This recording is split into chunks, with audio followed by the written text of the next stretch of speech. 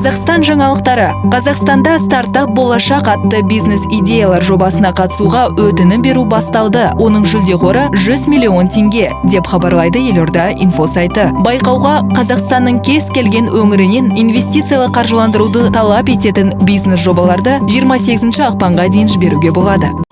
Қазақстан жаңалықтары. Қазақстанда жеңілдетілген автонесие бағдарламасы жалғасады, деп хабарлайды Елорда инфо сайты. Атап айтқанда, халықтың эконом-класты отандық автомобильдерді сатып алуы үшін 100 миллиардтан астам теңге бағытталатын болады.